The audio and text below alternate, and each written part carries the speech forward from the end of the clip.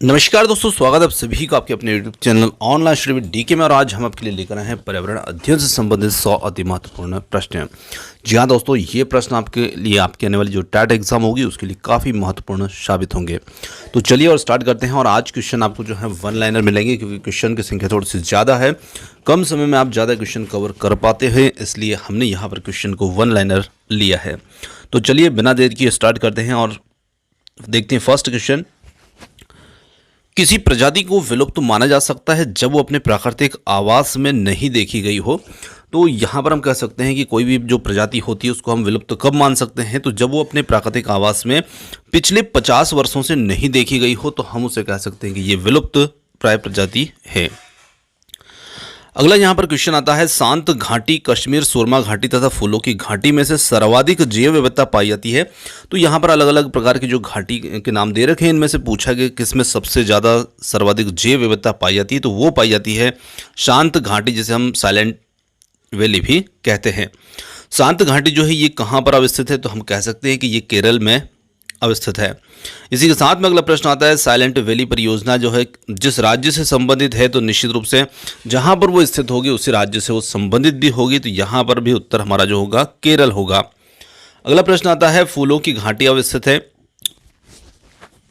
तो फूलों की घाटी जो है ये अवस्थित है उत्तराखंड राज्य में। अगला महत्वपूर्ण प्रश्न है, भारतीय वन्य जीवन के संदर्भ में उड्डयन वल्गुल या फ्लाइंग फॉक्स है। तो यहाँ पर हम कह सकते हैं फ्लाइंग फॉक्स के नाम से ये चमगादड़ है, ये है। अगला हमारा प्रश्न आता है, यहाँ पर भारत में रेड पांडा प्राकृतिक रूप से पाया जाता है। तो भारत में रेड पांडा जो है प्राकृतिक रूप से कहाँ पर देखने को मिलता है, तो ये मिलता है उत्तर पूर्वी भारत के उप हिमालयी क्षेत्र के अंतर्गत ये देखने को मिलता है। अगला प्रश्न आता है, यहाँ पर ग्रीन हाउस गैसों की संकल्पना किसने की थी, तो इस गैसों की जो संकल्पना की थी ये की थी जोसेफ फूरियर ने, जिन्हें जय फूरियर के नाम से भी जाना जाता है। संक्षिप्त नाम उनका जय फूरियर और पूरा नाम जोसेफ फूरियर होगा। अगला क्वेश्चन आता है, क्योटो प्रोटोकॉल जो है ये संबंधित है। तो क्योटो प्रोटोकॉल जो है ये जलवायु परिवर्तन से संबंधित है और काफ़ी महत्वपूर्ण प्रोटोकॉल है। अक्सर इससे क्वेश्चन जो है ये पूछे ही जाते हैं। वह देश जिसे दुनिया में कार्बन निगेटिव देश के रूप में जाना जाता है, वो देश कौन सा है, तो वो देश है यहाँ पर भूटान, जिसे कार्बन निगेटिव देश के रूप में जाना जाता है। क्लोरीन, फ्लोरीन एवं कार्बन के मानव निर्मित यौगिक जो है किस नाम से जाने जाते हैं, तो इन्हें हम कहते हैं CFC, और जिसका मतलब होता है क्लोरोफ्लोरोकार्बन। और इनकी वजह से, CFC की वजह से ही ओजोन परत जो है इसके अंदर छिद्र होते हैं। तो ये ओजोन परत को हानि पहुंचाने वाला यौगिक भी है। चलिए अगला प्रश्न आता है, यहाँ पर अधिक समय तक सूर्य के पराबैंगनी विकिरण के शरीर पर पड़ने से क्या हो सकता है। तो निश्चित रूप से अधिक समय तक सूर्य के पराबैंगनी विकिरण जब हमारे शरीर पर पड़ते हैं, तो इससे जो त्वचा संबंधी जो कैंसर रोग होते हैं वो तो होते ही होते हैं, पर साथ ही साथ जो DNA होता है इसमें भी आनुवंशिक परिवर्तन होते हैं। तो यहाँ पर सिर्फ DNA में आनुवंशिक परिवर्तन जैसे लिखा है, तो आप सिर्फ इतना ही नहीं समझे कि इससे यही होता है। तो हमने देखा कि इससे कई प्रकार के जो रोग होते हैं त्वचा पर, वो भी इससे देखने को मिलते हैं। पर यदि मान लीजिए कि उत्तर हमारा इस विकल्प के रूप में ये हो, तो भी हमारा उत्तर ये बन जाएगा। अगला प्रश्न आता है, यहाँ पर ओजोन छिद्र का निर्माण सर्वाधिक कहाँ पर है। तो ये अंटार्कटिका के ऊपर ही ओजोन छिद्र को जो है सबसे पहले देखा गया था, और वहीं पर इस छिद्र का निर्माण सबसे ज़्यादा हुआ है, जो ओजोन परत में छिद्र है। मॉन्ट्रियल प्रोटोकॉल जिसके रक्षण से संबंधित है, वो प्रोटोकॉल वो कौन है, तो हम कह सकते हैं ये मॉन्ट्रियल प्रोटोकॉल जो है ये ओजोन परत के संरक्षण से संबंधित है। अगला प्रश्न आता है, 1 जनवरी 1989 से प्रभावी हुआ था, और ये जो मॉन्ट्रियल प्रोटोकॉल है ये तभी से प्रभावी हुआ था। अगला प्रश्न आता है, मॉन्ट्रियल प्रोटोकॉल संबंधित है, तो ये ओजोन परत के क्षय को रोकने से संबंधित होगा, उसके संरक्षण से संबंधित है। मॉन्ट्रियल प्रोटोकॉल जो है ये संबंधित है। अब देखिए, अभी जो प्रश्न देखा था हमने उसमें पूछा था कि मॉन्ट्रियल प्रोटोकॉल किससे संबंधित है। तो मान लीजिए ओजोन परत का संरक्षण विकल्प होता है, तो वो उत्तर बन जाता है। या फिर हम कह सकते हैं कि CFC क्लोरोफ्लोरोकार्बन। अब देखिए इससे कैसे संबंधित हो गया ये प्रोटोकॉल, तो ओजोन परत को नुकसान यही पहुंचा रहा है CFC, तो निश्चित रूप से इससे संबंधित ये हो जाएगा, क्योंकि ओजोन परत को क्षति यही पहुंचा रहा है। तो ओजोन से भी संबंधित हुआ, साथ ही इससे भी संबंधित हुआ। इस प्रकार से आपको उत्तर को यहाँ पर समझना है। अगला प्रश्न आता है, ओजोन परत को मापा जाता है, तो ओजोन परत को जो है किस में मापा जाता है, तो इसे इसकी जो इकाई होती है वो होती है डाबसन यूनिट, और इसे डाबसन में मापा जाता है। एक अत्यधिक स्थायी यौगिक जो कि वायुमंडल में 80 से 100 वर्षों तक बना रह सकता है, तो CFC जो होता है ये वायुमंडल में 80 से 100 वर्षों तक बना रह सकता है। अगला प्रश्न आता है, चामोली के रेणी गांव में वन कटाई के विरोध में आंदोलन चलाया गया था, तो गौरा देवी के नेतृत्व में ये आंदोलन जो था ये चलाया गया था। यहाँ पर सदाबहार वन पाए जाते हैं, तो सदाबहार वन जो है ये कहाँ पाए जाते हैं, तो पश्चिमी घाट में हमारे भारत के अंदर ये पाए जाते हैं। नागालैंड के पर्वत क्रमशः बंजर होते जा रहे हैं, और उसका प्रमुख कारण क्या है, तो नागालैंड के जो पर्वत बंजर होते जा रहे हैं उसका प्रमुख कारण होगा वहाँ की झूम कृषि व्यवस्था। तो यहाँ पर झूम कृषि हमारा उत्तर हो जाएगा। वह राज्य जिसके द्वारा अपना वन अपना धन योजना प्रारंभ की गई थी, तो हिमाचल प्रदेश जो है वो राज्य है जहाँ पर अपना वन अपना धन योजना जो थी ये शुरू की गई थी। भारत में वन्य जीव संरक्षण अधिनियम लागू किया गया था। वन्य जीव संरक्षण अधिनियम जो है ये 1972 में लागू किया गया था। चलिए अगला क्वेश्चन आता है, वन अनुसंधान संस्थान जो है ये कहाँ पर स्थापित है, तो वन अनुसंधान संस्थान जो है ये देहरादून में स्थापित है। वर्ल्ड वाइड फंड WWF का प्रतीक जानवर जो है ये कौन सा है, तो हम कह सकते हैं जॉइंट पांडा जो है ये वर्ल्ड वाइल्ड लाइफ फंड जो है इसका प्रतीक जानवर है। और इसी के साथ में अगला क्वेश्चन हमारा है, यूकलिप्टस वृक्ष को कहा जाता है, माना जाता है, तो इसे पारिस्थितिकी आतंकवादी कहा जाता है, क्योंकि इसकी जड़ें जो होती है काफ़ी गहराई तक जाती है, साथ ही ये जल स्तर में भी कमी करता है, तो इसलिए इसे पारिस्थितिक आतंकवादी पौधे की संज्ञा दी गई है।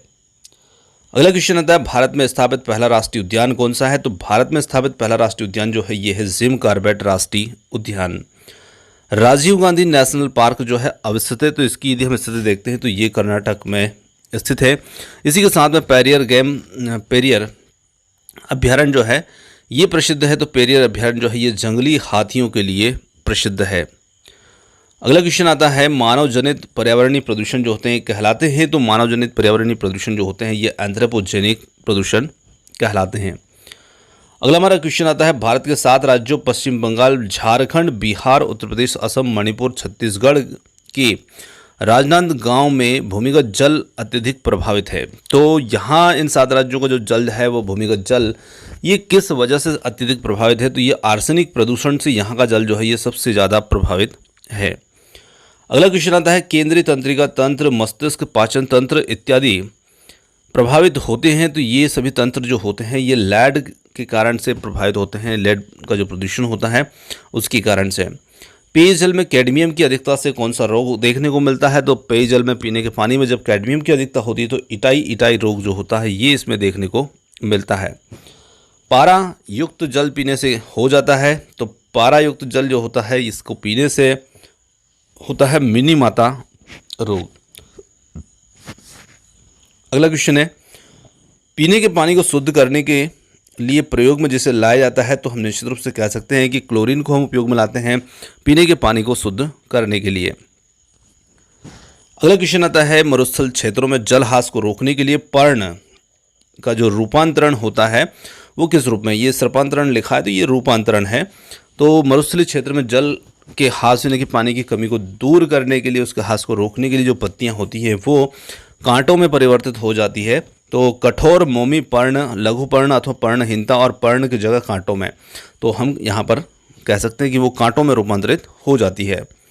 अगला क्वेश्चन है, रेगिस्तान में पाए जाने वाले पौधे की पत्तियां जल हानि को रोकने के लिए प्राय बदल जाती है, तो वही उत्तर होगा, कांटों के अंदर ये पत्तियां बदल जाया करती है। गंगा नदी में डॉल्फिन संरक्षण का जो कार्यक्रम था ये आरंभ कब किया गया था, तो ये किया गया था वर्ष 1997 में इसे आरंभ किया गया था। अगले क्वेश्चन की बात करते हैं, भारत का राष्ट्रीय जलीय जीव जो है इसे घोषित किया गया है, तो भारत का राष्ट्रीय जलीय जीव जो है ये डॉल्फिन को ही घोषित किया गया है। अगला क्वेश्चन आता है, चेन्नई, कानपुर, कोलकाता तथा मुंबई में से पेयजल में संख्या का प्रदूषण जो है ये सर्वाधिक देखने को मिलता है, तो संख्या का प्रदूषण जो है ये देखने को मिलता है कोलकाता में। अगला क्वेश्चन आता है, श्री श्री रविशंकर की संस्था आर्ट ऑफ लिविंग के द्वारा वर्ल्ड कल्चर फेस्टिवल जो है ये आयोजित किया गया था, तो यहाँ पर हम कह सकते हैं कि ये जो फेस्टिवल जो आयोजित किया गया था ये 11 से 13 मार्च 2016 के बीच में आयोजित किया गया था। अगला क्वेश्चन आता है, यहाँ पर वर्तमान में मैली से निर्मल यमुना पुनरुद्धार योजना जो थी 2017 चलाई जा रही थी या स्वच्छता में महत्वपूर्ण भूमिका निभाएगी। तो यहाँ पर यमुना पुनरुद्धार से ही आपको हिंट मिल रही है कि ये यमुना नदी की स्वच्छता में महत्वपूर्ण भूमिका निभाएगी ये योजना, मैली से निर्मल। अगला क्वेश्चन आता है, प्रदूषण के नियंत्रण के उद्देश्य से राष्ट्रीय झील संरक्षण योजना जिसे NLCP के अंतर्गत जिन शहरी क्षेत्रों में पड़ने वाले जलमग्न भूमि को चुना गया है वो हैं, तो यहाँ पर हम कह सकते हैं भोज मध्य प्रदेश, सुखना चंडीगढ़ और पिचोला राजस्थान, ये 3 क्षेत्रों को चुना गया है। विश्व पर्यावरण दिवस 2018 का मुख्य विषय या थीम क्या था, तो यहाँ पर हम कह सकते हैं प्लास्टिक प्रदूषण को समाप्त करना। ये विश्व पर्यावरण दिवस 2018 का मुख्य थीम था। जिसे दक्षिण गंगोत्री के नाम से जाना जाता है, तो भारत का प्रथम अंटार्कटिक शोध केंद्र जो है इसे दक्षिण गंगोत्री के नाम से जाना जाता है। इसकी स्थापना की यदि बात करते हैं तो इसकी स्थापना कब की गई थी या वर्ष 1983-84 में इसकी स्थापना की गई थी। तो किसकी की गई थी, तो वही जो दक्षिण गंगोत्री जो है इसकी स्थापना की गई थी। भारत ने अपने दूसरे अनुसंधान केंद्र मैत्री की स्थापना कब की है, तो ये की है वर्ष 1988-89 के अंतर्गत इसकी स्थापना की है। अंटार्कटिका में भारत के तृतीय शोध केंद्र का नाम क्या है, तो तृतीय शोध केंद्र की बात करें तो इसका नाम है भारती। अगला क्वेश्चन आता है, भारती की स्थापना कब की गई, तो ये स्थापना इसकी जो हुई है ये हुई है वर्ष 2012 में इसकी स्थापना की गई है। अगला क्वेश्चन है, यह 21वीं सदी में विश्व पर्यावरण संरक्षण हेतु एक कार्य योजना है। तो एजेंडा 21 जो है ये 21वीं सदी में विश्व पर्यावरण संरक्षण हेतु एक कार्य योजना के नाम से जानी जाती है, एजेंडा 21। मौसम विज्ञान संबंध प्रेषण के लिए जिसको गुब्बारों में भरने में उपयोग में लाया जाता है, तो वो गैस होती है हीलियम गैस, जिसका उपयोग मौसम संबंधी प्रेक्षण के लिए उपयोग में लाया जाता है। मानवीय जनसंख्या के श्रेष्ठतर जीवन यापन के लिए जो कदम सर्वाधिक महत्वपूर्ण है, तो निश्चित रूप से हम कह सकते हैं वन रोपण जो होगा ये मानवीय जनसंख्या के श्रेष्ठतर जीवन यापन के लिए सर्वाधिक बेहतर कदम होगा। प्रसिद्ध टाइलर पुरस्कार जिस क्षेत्र में दिया जाता है या प्रदान किया जाता है, तो निश्चित रूप से पर्यावरण के विषय के बारे में पढ़ रहे हैं तो ये पर्यावरण सुरक्षा से संबंधित ही पुरस्कार है, इसी क्षेत्र में ये दिया जाता है। जिसे मेगा डाइवर्स देश के रूप में जाना जाता है, तो वहाँ पर हम कह सकते हैं कि ऑस्ट्रेलिया वो देश होगा। जिसे डायनासोरस का कब्रिस्तान कहा जाता है, तो मोंटाना जो है इसे डायनासोरस का कब्रिस्तान कहा जाता है। भारत का राष्ट्रीय समुद्रिक पार्क जो है स्थित है, तो भारत का राष्ट्रीय समुद्रिक पार्क जो है ये कच्छ की खाड़ी में स्थित है। अगला महत्वपूर्ण प्रश्न आता है, नोबल गैसों में वो गैस जो वायु में नहीं पाई जा सकती है, तो यहाँ पर हम कह सकते हैं कि रेडान जो है ये वो नोबेल गैस है जो कि वायु में नहीं पाई जाती है और ये एक रेडियो एक्टिव गैस भी होती है। अगला क्वेश्चन की बात करते हैं, यूएनईपी का मुख्यालय कहाँ पर अवस्थित है, तो इसका मुख्यालय जो है ये नैरोबी में स्थित है। संयुक्त राष्ट्र पर्यावरण कार्यक्रम जिसे यूएनईपी कहा जाता है, यूनाइटेड नेशंस एनवायरनमेंट प्रोग्राम, इसकी स्थापना हुई थी, तो ये हुई थी वर्ष 1972 में इसकी स्थापना की गई थी। यूएनईपी के वर्तमान प्रमुख हैं, तो यहाँ पर एरिक सोलेम ये इसके प्रमुख वर्तमान हैं। अगला क्वेश्चन आता है, ईपीए का पूर्ण रूप है, तो इस ईपीए का जो पूर्ण रूप होता है ये होता है इन्वायरमेंटल प्रोटेक्शन एजेंसी। चलिए अगला क्वेश्चन आता है, ईपीए संयुक्त राष्ट्र अमेरिका की संघीय एजेंसी जिसकी स्थापना जो थी की गई थी, तो ये की गई थी 2 दिसंबर 1970 को इसकी स्थापना की गई थी। भारत में हरितगृह कृषि प्रारंभ करने वाला राज्य जो है ये कौन सा है, तो भारत में हरितगृह कृषि प्रारंभ करने वाला राज्य जो है ये है पंजाब। बिना पर्यावरण की रुकावट की प्रजनन की क्षमता को कहा जाता है, तो इसे हम जैविक विभव कहते हैं। अगला क्वेश्चन है, अपघटक तथा प्राथमिक उपभोक्ता दोनों की श्रेणी में आता है, तो वो होगा यहाँ पर जीव चींटी जो अपघटक तथा प्राथमिक उपभोक्ता दोनों की श्रेणी में आता है। यूकेलिप्टस को उसकी अत्यधिक जल ग्रहण शक्ति के कारण घोषित किया गया है, तो इसे पर्यावरणीय शत्रु पौधा जो है घोषित किया गया है। वृक्ष जो पर्यावरणीय संकट माना जाता है, तो ये निश्चित रूप से यूकेलिप्टस जो होता है इसी को पर्यावरणीय संकट भी माना जाता है। लैंटिक आवास का उदाहरण है, तो तालाब और दलदल जो हैं ये लैंटिक आवास का उदाहरण होते हैं। चलिए अगला क्वेश्चन आता है, यहाँ पर सबसे लंबा जीवित वृक्ष है, तो सबसे लंबा जीवित वृक्ष जो होता है ये सिकोया वृक्ष होता है।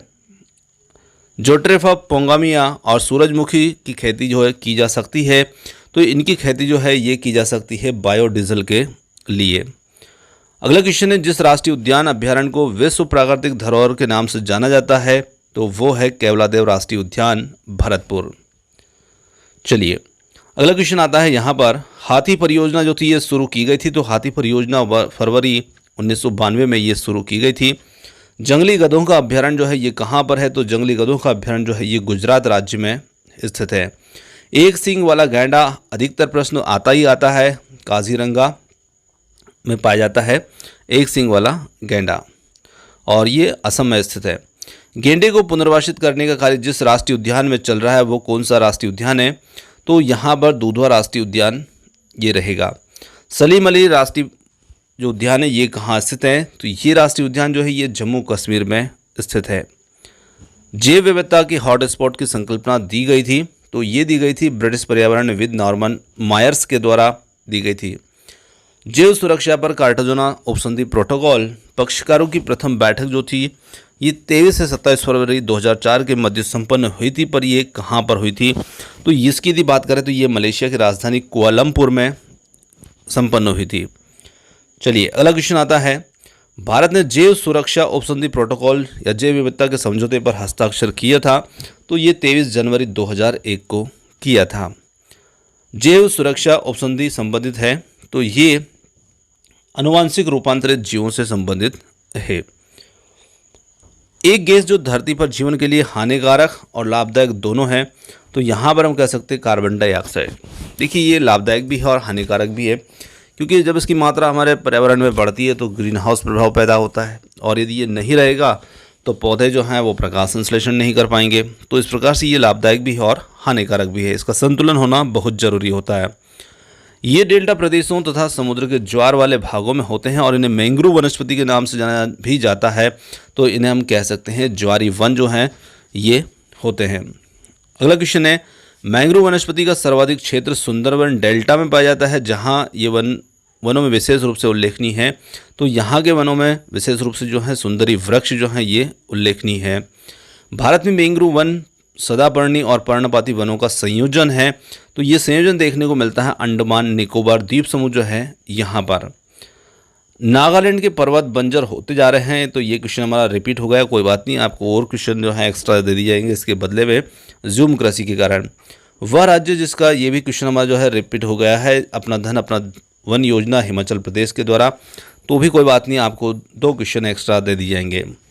अगला क्वेश्चन आता है यहाँ पर, एफ्लाटॉक्सिन में एक कैंसर जनक पदार्थ होता है और जो उत्पन्न करता है, तो एफ्लाटॉक्सिन में एक कैंसर जनक पदार्थ जो कार्सिनोजेन होता है ये उत्पन्न करता है यकृत का कैंसर, लीवर कैंसर। चलिए अगला क्वेश्चन आता है, घरों में पुताई के लिए इस्तेमाल किए जाने वाले पेंट में असुरक्षित स्तर तक होता है, तो इसमें असुरक्षित स्तर तक होती है शीशे की मात्रा। अगला हमारा प्रश्न है, मनुष्य के केंद्रीय तंत्रिका तंत्र और मस्तिष्क को नुकसान पहुंचा सकती है, तो जो शीशे की अधिक मात्रा होती है ये नुकसान पहुंचा सकती है। अगला क्वेश्चन आता है, एस्बेस्टस जहरीला पदार्थ है और इसकी धूल से हो सकता है, तो निश्चित उसकी धूल से हो सकता है फेफड़ों का कैंसर। चलिए अगला क्वेश्चन आता है, पारे की विषाक्तता से उत्पन्न होती है, तो इससे उदर संबंधी यानी कि पेट संबंधी जो समस्याएं हैं ये इससे उत्पन्न होती है। रक्त में घुलकर कोशिकीय श्वसन को बाधित करती है और हृदय को क्षति पहुंचाती है, तो कार्बन मोनोऑक्साइड जो गैस होती है CO गैस, ये हमारे रक्त में घुल जाती है और श्वसन को बाधित करती है, साथ ही हृदय को क्षति पहुंचाती है। मानव शरीर में कैंसर उत्पन्न कर सकते हैं, तो जो नाइट्रोजन के ऑक्साइड हैं ये उत्पन्न कर सकते हैं और दूसरे कारक भी कर सकते हैं, परंतु यहाँ पर एक ही कारक हमें दिया है क्योंकि उसी हिसाब से ये प्रश्न है वन लाइनर के हिसाब से। वायु प्रदूषण का सबसे अधिक प्रभाव लाइकेन पर पड़ता है और क्योंकि ये होते हैं बड़े ही संवेदनशील, तो यहाँ पर हम कह सकते हैं वायु प्रदूषण का सबसे ज़्यादा प्रभाव होता है लाइकेन पर, तो ये उसके इंडिकेटर होते हैं और ये उसके प्रति संवेदनशील भी होते हैं।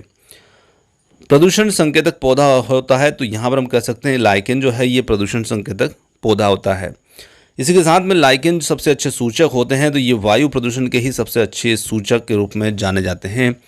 और अगला प्रश्न यहाँ पर आता है, बायोडीजल की फसल है, तो बायोडीजल की फसल जो है जैट्रोफा, ये बायोडीजल की फसल के रूप में जानी जाती है। एथेनॉल एक प्रसिद्ध एल्कोहल है और इसे एथिल एल्कोहल भी कहते हैं, इसका प्रयोग होता है, तो इसका प्रयोग जो है हरित ईंधन के रूप में भी होता है। चलिए अगले क्वेश्चन की बात करें।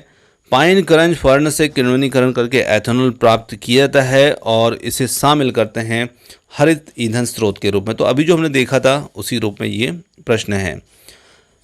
जिसकी खेती एथेनॉल के लिए की जा सकती है वह है, तो एथेनॉल जो है इसकी खेती के लिए या इसके लिए खेती की जाती है तो मक्का। तो देखिए मक्का एक प्रकार का हमारा अनाज भी है और साथ ही साथ इससे एथेनॉल भी प्राप्त किया जाता है। इसका किण्वन जब करते हैं तो एथेनॉल भी इससे प्राप्त होता है। चलिए अब हम कुछ उन क्वेश्चनों को देख लेते हैं जो हमारे रिपीट हो गए थे उनके बदले में। तो यहाँ पर हम कह सकते हैं आज कार्बन डाइऑक्साइड जो CO2 के उत्सर्जन में सबसे ज़्यादा योगदान करने वाला देश है तो वो देश होगा यहाँ पर चीन। इसी के साथ में अगले प्रश्न की ओर बढ़ते हैं। वृक्षों पर रहने वाला वह स्तनधारी जीव जिसका जूलॉजिकल नाम जो होता है एलोरस फल्गेस है, तो ये होता है रेड पांडा का जूलॉजिकल नेम। चलिए तो दोस्तों यहाँ पर जो क्वेश्चन आज के हमने शामिल किए थे ये क्वेश्चन जो है समाप्त होते हैं। और क्वेश्चन आपको कैसे लगे कमेंट्स करके जरूर बताइएगा, और वीडियो पसंद आया तो वीडियो को लाइक शेयर और चैनल को सब्सक्राइब करना मत भूलिएगा। आपने हमें जो समय दिया उसके लिए बहुत बहुत धन्यवाद। थैंक्स फॉर वॉचिंग और मिलते हैं जल्द ही एक और नए किसी अगले वीडियो के साथ। धन्यवाद।